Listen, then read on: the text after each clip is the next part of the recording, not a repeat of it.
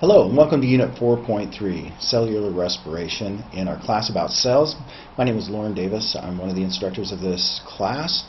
Now we're going to be talking a little bit in detail about cellular respiration. Remember, cellular respiration is the way that our bodies take in glucose and change it into energy. Now remember, the main energy molecule for all of our cells in our body and in animal cells and other organisms is ATP. So the body needs a way of changing the glucose that we get from our food and other sources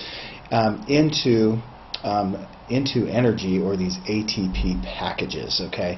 And so ATP is the main thing that we use in order to move our bodies, in order for our neurons to fire and our brain cells to work, and all parts of the different types of life processes that we carry on each day that keep us alive. ATP is the main energy molecule for that, and so cellular respiration is the way of changing that glucose into energy, and that's what we'll be talking about in this unit. So cellular respiration has three main stages. Okay, the stages are called glycolysis, Krebs cycle, and electron transport chain. Okay, the chart that you see to the right talks about, on top there, glucose, as it goes through these different stages within cellular respiration to end up with a total amount of about 36 to 38 units of ATP. Now that's just a general number. Sometimes that's the best case scenario. Sometimes it's less than that. But in this case, we're just going to be talking about how cellular respiration goes through these three stages, and glucose turns into these units of ATP. So glycolysis is the first stage, and in glycolysis it breaks down that glucose into two pieces. And the glucose molecule then, when it breaks down, is now called pyruvate. Okay, so it takes energy to do that, and it takes two ATPs. So you have to put in energy to get energy. Okay, and so as the energy from the cell breaks down that glucose molecule into two smaller pieces, and two ATPs are used, it actually will create four ATPs in the end. And so it takes two, but you get four, so you net two ATPs from this process. And it also makes this important molecule called NAD, or NAD. Okay, and that's an important molecule later on as we start to go through the other stages of cellular respiration. So we're already getting some ATP out of this, even in the first stage. So the first stage, glycolysis, it doesn't require oxygen, and so it's called an anaerobic respiration. And so our body does that without oxygen. The other two parts, the Krebs cycle and the electron transport chain, do require oxygen, so they're called aerobic respiration. And so the difference between anaerobic and aerobic is if it requires oxygen in order for the chemical reaction to take place. So you might already know that this cellular respiration takes place in the organelle within the cells called the mitochondria. Mitochondria look like this, and when you see that squiggly part in the middle, it's called the matrix. And so it has an outer membrane and an inner membrane space between the two membranes. The Krebs cycle occurs in the matrix, and the electron transport chain occurs in the inner membrane. And so this is the powerhouse, or the power plant of our cells, is the mitochondria. That's where cellular respiration takes place, and ATP is formed, and energy is formed for our cells.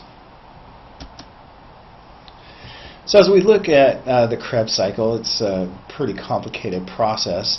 The pyruvate, remember, is the two parts of the glucose molecule.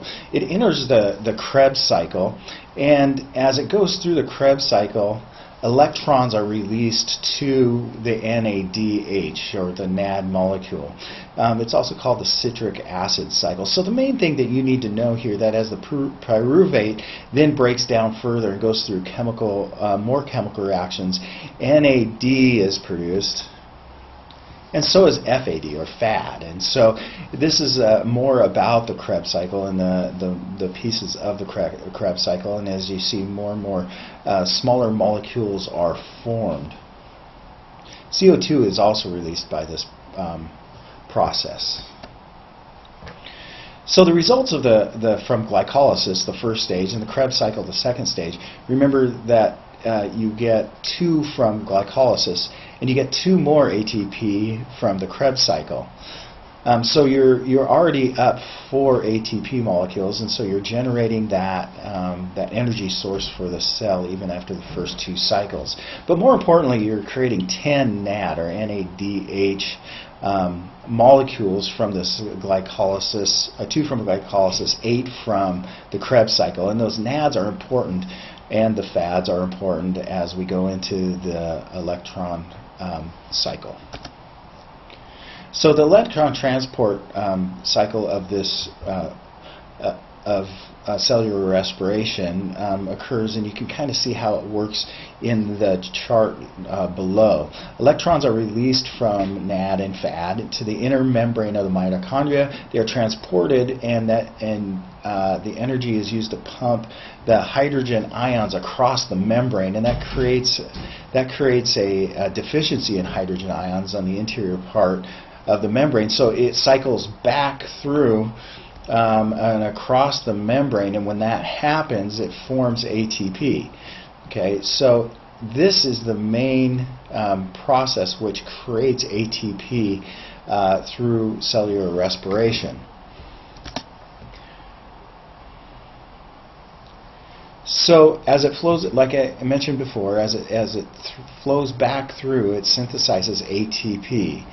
Okay, and the electrons that have passed through the chain combined with oxygen to form water. So the main part that you need to know about the electron transport chain is that it creates 36 ATP units. Okay, so that's an important thing to know, and together, altogether, it can create up to 38 ATPs through the respiration. And again, that process it happens in all of the cells of animal bodies, and sometimes it's a little bit less than that. Sometimes it's 36 or 38. But the main point is that through cellular respiration and through these 3 stages, glycolysis, the Krebs cycle, and the electron transport chain, many units of ATP are formed, and because those ATP are formed, we can carry on all the life processes in our body, and so it can do other organisms. So ATP, that main energy source for our body, created through cellular respiration through these 3 stages.